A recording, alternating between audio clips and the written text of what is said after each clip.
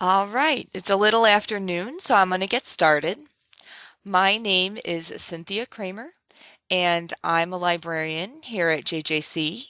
And today I'm going to talk about using Canva to make an infographic. So this is useful. It's useful for yourself, if you're wanting to make a handout or something for your students, or if you would like them to make an infographic for an assignment. So one, it's really powerful, free software, and two, it can be a learning experience on gathering information and creating um, an item. So what we're going to talk about today is basically what is an infographic. I'll go over some design basics. I'll touch on some other resources that you can use, and then I'll go over creating a sample infographic in Canva. So here's an example infographic. Now this one's a little busy. It's an infographic about infographics, but the idea is that it's a way to present information in a visual format to kind of draw attention to different aspects of the information. So in here you can see icons, you can see kind of like the globe, and it has some of the dots for traffic. Um, so the pros and the cons. So again, this one's a little busy, but we'll go over a couple examples too. So when you're preparing to do an infographic, you kind of have to think about who your audience is going to be. For students, I'd recommend having audience be their peers, okay? Um, and then, what type of information do they want to gather? For my example, I'm going to use some facts for childhood obesity. And I like this. This is just like a hand-drawn chart that kind of shows different types of ways that you could visualize data. So not that we're going to get too data heavy, but it just kind of gives you an idea that um, information can be presented visually in a variety of ways. I also wanted to touch on design basics because when you get into Canva, you're going to see existing templates that have color choices, and you may wonder why someone chose those colors. So the most basic is to go for a complementary color. So those are going to be colors across from each other on the color wheel. So the example I have here is red and green. You also could go for the split complementary. So you still have that base color of green, but instead of going for red, you'll go for like a red orange and kind of a magenta purple color. Okay, and those are complementary. And you can keep going with this too. You could use all one color. You'll see that in the Canva um, examples. You'll see some monochromatic, so that's just using different shades of the one color. Or you could choose colors that are next to each other on the color wheel. So in this example, you've got the green again, and you've gone with like a yellow green and a teal.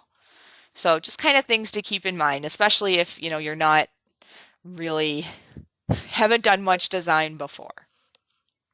And you can either keep going with this, just find colors that are evenly spaced throughout the wheel. Okay, so there's the triad and the rectangle as well. I don't want to overdo it, but just kind of give you some visuals of where uh, design might come from. So here's some examples of infographics from Canva. So you can see those complementary colors on the left, where they've got the different dates for the history of sports. And then you can see for this winemaking one, it's just a monochromatic with different shades of purple. You also, when you're designing your infographic, may want to think about symmetry. So traditionally, things that are more symmetrical are considered beautiful and balanced. So that's that picture on the left. But if you wanted something to pop or stand out, you may want to consider to use some asymmetry as well.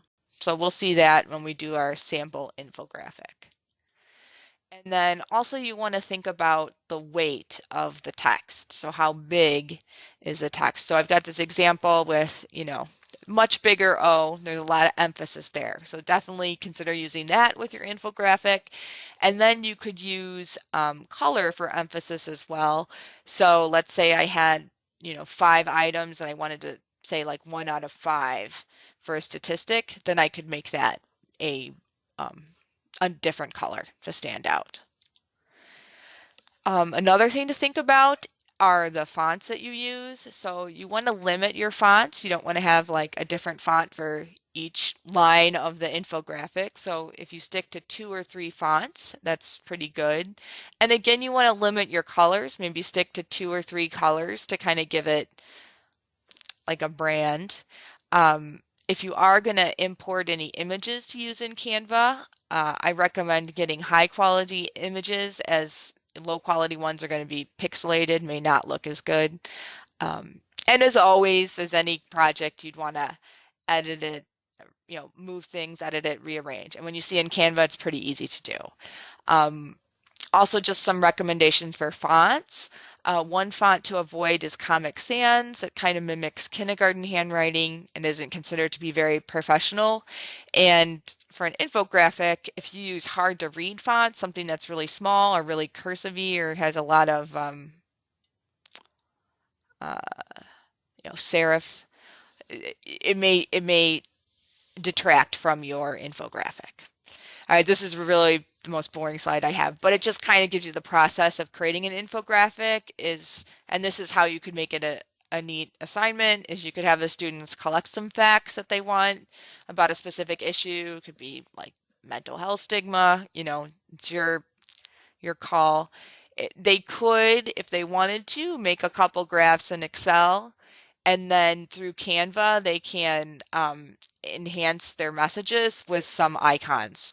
So again, just kind of here's the process for creating an infographic, and then more best practices. So let's say I wanted to show the percentage of men and women that had these different reactions. On the left, I kind of cut off their bodies and it doesn't really look very good. So you don't want to you can't really, what you're looking for is you want to be able to quickly look at it and see what the information is supposed to be. It's hard for me to judge that 67% versus 58%. But if I line up all the little people and I fill them up with color on the right, it's a lot clearer to see. Okay, so most people had stress, medium had headaches, and less people had tension. And the same thing with the suitcases. So if I wanted to say like a number of trips, it's easier to stack them to show relationally how they look rather than to try to make them a percentage, the images a percentage-wise smaller. So again, these are just some ideas to kind of make your infographic look more smooth. And then let's say you had some statistics and you wanted to do like a bar graph. I don't have the bar graph on the left, and it doesn't, I mean, yes, I can see 26 is the biggest number, but it doesn't really make an impact. But on the right, because I can see under that truck is the most number of blue, okay, wow, that really shows me that those injuries have gone down. So just some things to keep in mind. Then this is really helpful, and don't worry, I'll send out the slides at the end of the presentation. So this is where you can go to find free images, because ideally you want to use copyright free images. So if you go into Google, those images could have some sort of copyright or belong to someone. But if you go to these websites, you can, especially I like Pixabay, you can go in and pull whatever image you need. Another one on here, under icons, the Noun Project, that allows you to pull icons as well. Because when you get into Canva, while it's really great, you'll also see that a lot of the icons come with like a price tag attached. Okay. All right. So again, today I'm going to talk about Canva. I think it's probably the best tool out there, definitely one that students could learn to use. And there are some other ones out there, PictoChart, Easily. So this is just, again, additional information if you want to delve in more to using infographics. And then these are just some of the references I did for the design. Because I'm a librarian, I always include my references. Okay, so now let's get into Canva. All right, I'm going to drag this over. Come on. Oh, you. All right. Oh, I'm just going to stop presenting for a minute just to get this bigger, and then I'll restart the presenting. Okay. All right. Present. 2%. Okay. All right, so here I am in Canva. If you want to go to Canva, so I'll log out real quick. So you can log in with your Google account. Hi, Mandy, how are you? Okay, let me know you can hear me. We did a little bit of design basics, um, and now we're getting into using Canva. So, and then at the end, I can, go over any other questions that you have. So feel free to give me a thumbs up or pop in the chat. Okay.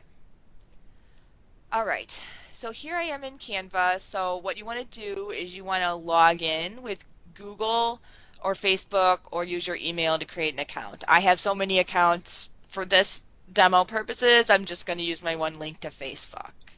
So I'll click log in with Facebook. All right, and this is what Canva looks like.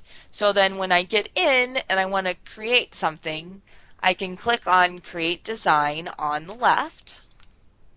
And then there's many things I can choose from. So to get all the way to infographic, I'm just going to type it in. Okay, so I'm going to click on infographic. And then it's going to show me ones I recently used, and it'll give me all these templates that I can use. And if I hover my mouse over them, it's going to say, well, it even has different categories. So why don't I'm going to click on education just to show you. Okay, and when I hover my mouse over that, I can see if they're free or not. And if they're not free, so I'll click on this one because it's not free.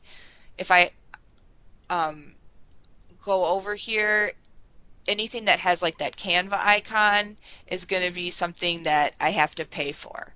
So what you can do if you want to use a template that has some paid options in them is you can just delete the ones that are anything that says remove watermark. So I can just delete those images out and find something else and still use a paid thing. So I just like to let people know that you actually can still use a lot of the free content. So today for my example, I'm going to use some facts from childhood obesity.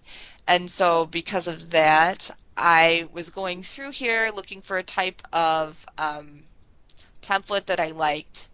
And the one I liked was for being a blood donor. So you could always search the templates. So if I do blood donor, okay, I'll click on this. So it immediately brings up the existing infographic. And then I'm going to make it a little bigger. Oh, I always do this. So I'm going to zoom it out to 50 so that we can kind of see the different aspects and you can see how I edit it. So this would be a monochromatic infographic. And so what I'm going to start to do is I'm going to bring up my facts, risk factors for obesity. So I'm going to change, so you can just click on the text and change it. So what I recommend, especially for students that are just starting out, is just find something you like and just start plugging in your information.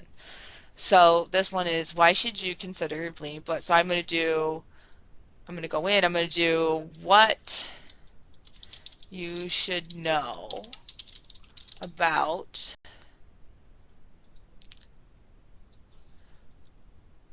childhood obesity. Okay, so that's how, now if I wanted to, I can always change, I like to keep what they have, but like, let's say this was too big or too small. Over here is where you can change the font Over here is where you can change the font size. Okay, so if I chose it to 16, it's going to be pretty small. I can always go up here and do undo or Control Z to undo it. So then I'm going to go to my first section of facts. So in here, I'm going to put in my risk factors for obesity. Okay, and then I may have to make it a little bigger here. Oh, as I said, I always want to click on that thing. All right, so I'm going to try 75. Okay, so when I'm here, I want to find some, so I'm going to put in my risk factors real quick. So I can just go in here and I'll put in genetics. I'm going to do neighborhood design.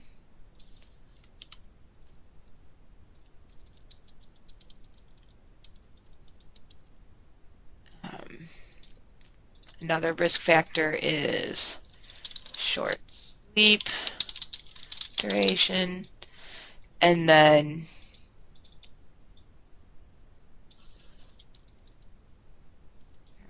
physical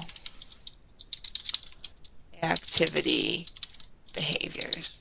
And I go ahead and type everything in because if I copied and pasted, it may or may not be the same font. But you'll see that later. I'll be copy and paste some things in. And then I'm going to want to choose some icons that fit what I want to do. So I'm going to click on elements. So yeah, so the first thing I did was templates, and that's where you could spend a lot of time kind of looking for a template. You also could just dive in and use any basic one, you know, just to kind of get used to it. So I'm going to click on elements, and then I have some ones that I recently used, but at first I was like, all right, I'm going to go for genetics. I searched for it, and in here, everyone I could find had a money symbol on it, or a little like crown, which means it's for Canva Pro. So again, I want to go for free. So I kind of just backed up and I tried science, okay? Because remember, I'm doing this for a project. I don't necessarily want to pay for anything. So I can click on this one and I can just drag it over. Now it's really big. So here's my little microscope. So imagine I'm looking at my, oh no. Right, and if you can always do Control Z, like let's say I put too many of these guys, or I could click on it and hit delete to get rid of the image. So I'm going to do that for the one that's in there already. And then I'll take my image. And what's nice about Canva, see how it lines everything up? So I can kind of, as I said, by leaving these and using this template, I just kind of resize the images to do what I want. So let's say for neighborhood, let's say neighborhood's not really an easy thing to search for, so I'm just going to search for a house. Okay, and I'm looking, for my purposes, I'm looking for things that are pretty simple. So I'm going to click on this house, and it puts it in. And I can just drag it back up, resize it, get it how I want it.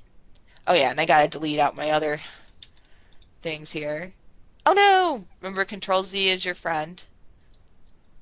Okay, so I'm going to click in here, and then I can click up here for the green area, and I can change colors. Now, what's really kind of, so it comes with document colors, or default colors and document colors, and so here I've got, these are different, believe it or not, if I hover my mouse on them, they're actually different colors. So this is black 000, this is dark gray 222, dark gray. Okay, so, but I just want regular black. So I'm going to click the one on the left. I mean, if you're not a perfectionist, you might click on these other ones, but I just kind of like to let you know that that's how that works.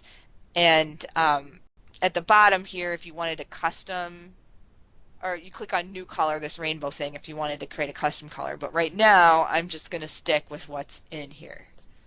Okay. So I'm just going to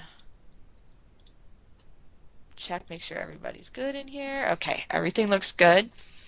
All right, so next, my next fact that I'm going to put in is I'm going to put in the fact that uh, so data, so this is where I'm going to copy. So in here, I'm going to put in a fact. So data from 2015, that 1 in 5 school-age children and young people have obesity. So I'm going to copy this fact, and I'm going to go in here and paste it in. Okay. And then, it's kind of like Word, right? I think I want it centered for now, but I also could go here and left justify it or right justify it or put um, bullet points. Okay. Now I like the size of these vials, so I'm going to delete a couple, but I'm going to leave some in so that when I put in my other icons, I'm going to be able to size them up. So I can go here and I can put in, so I'm looking for a person. All right, something that I think might look good. So I like this basic yellow one here. So I'm going to click on it, resize it, and then I can just do a copy and paste. So I could either like right click and do copy and then right click paste, or I could do it just Control V as the keyboard shortcut. So I did it 5 times. I'm going to go ahead and delete these guys out. And here's where you can see that it really makes it easy to line things up. So I can make it so all these are the same.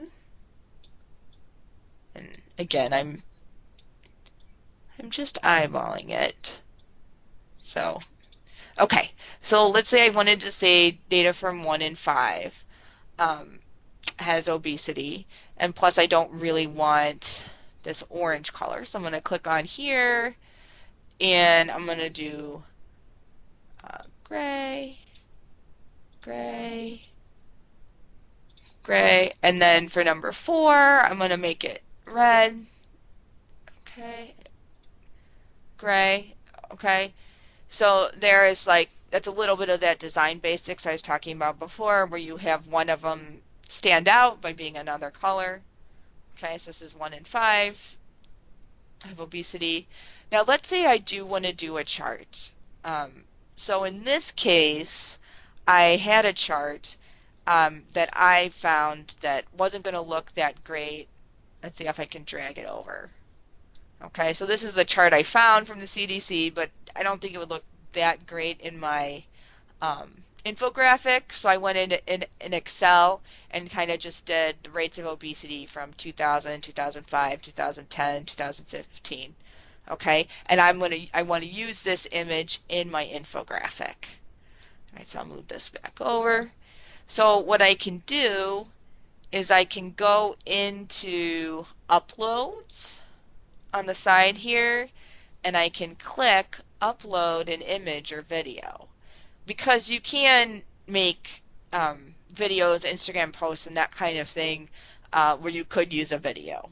If I'm printing out an infographic, then that's not going to be as helpful, but I could do a video. Okay, so right now I'm just going to go into my infographic webinar folder, click on my image, and once I click on it, it uploads it. It has a little progress bar. All right, and then once it's in, I just click on it and drag. So it really is that easy. Now in this case, I want it to have a white background. So I'm just going to kind of move this down, and what I can do is there's a couple different options. So one thing that's easy is to go to this white background that's already here, and I can do a Control C to copy it, and then I'm just going to Control V to paste it and drag it up. So yeah, your mouse skills have to be pretty good, I guess, if you're concerned about students being able to do this. Well, and even in my case here. Okay. All right, I'm going to go ahead and delete these guys out.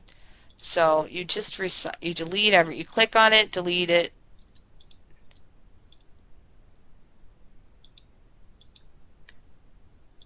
All right. And then you can resize it as needed. And then here's the image I had.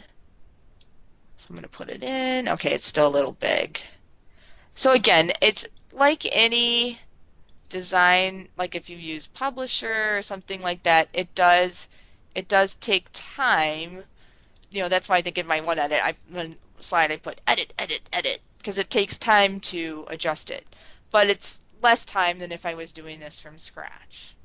So I have more information, but the last one I'm going to show you is just another one where I put in a number. So in this case, um, this guy got a little big. I'm going to try to resize him a little bit. Okay, so the next fact, or the last fact I want to put in for this is to go in, I want to put in some text. So if I go in here, I can click on text, okay, and I have many options. So if I just want to be really basic, I can just click add a bit of body text, and you put it in, and then I select in there, and it's going to just expand to whatever my text is. So I'm going to paste in my fact, and then I can also, so it says open sans light. Here I have glacial, like this came with glacial indifference. So I'm going to stick with, as I said, remember, keep it to like 2 or 3 fonts. So I'm going to go in, click on glacial indifference, and then 12 is pretty small. So as I make it bigger, it's going to automatically adjust up there. All right,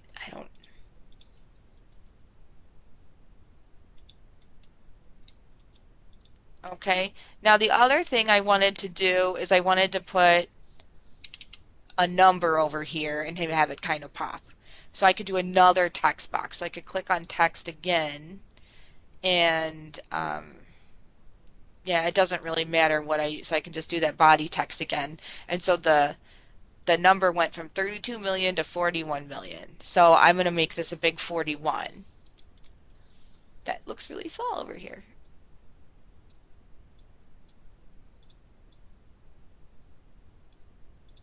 Let me try again.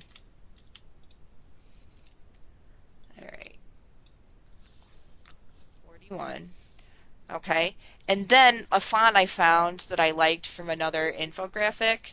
So I went here, and it's called Nor'Wester. So I just start typing it in. All right, so I can choose Nor'Wester for my font. Okay. I want it. Okay, so I'd like a nice big 41 there. That kind of makes it part of the infographic. And then I can click on that and click on here for text color, and I can choose that color to stay with my color scheme. Pick that, like, I don't know, red, orange, salmon-y color. All right, so that's how I make the infographic. If I have students do it for an assignment, I could add another page and just have, do that text box and have them, copy their references in. It just depends what you want them to do. So I'm just going to copy my references. Okay. Oh, it's still there. Sorry. All right.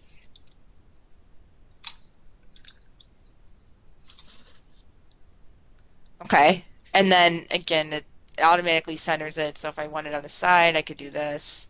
It'll take a little editing to get it exactly how I want. All right, so then once I have my infographic, how I get it to submit it to Canvas, or your online learning management system, is I click on download, okay, and then you can download it as a PNG, portable network, an image, JPEG if it's a little bit smaller, PDF standard, PDF print, okay. So any of those are options. I'll just do an image. So I'll click on download and click download. And then it gives you a cool quote while you're waiting. And then it wants me to upgrade, but I'm not going to. So I'll just click continue editing. And then since it was 2 pages, it's in a little zip file. but if I click on page 1, it should come up. Come on. Okay.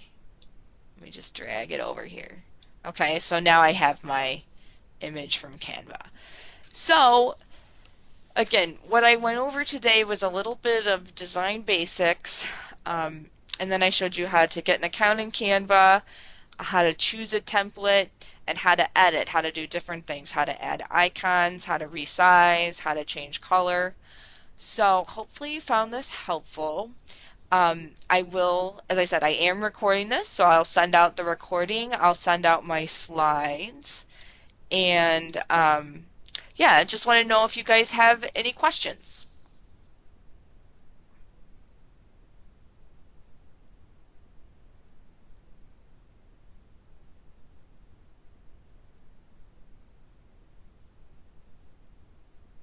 Because yeah, you can use this for flyers, you can use it for Facebook posts, we use it for just everything. All right. Well, thank you everybody. I appreciate you taking time today. And yeah, feel free to contact me if you have any further questions. All right, thank you.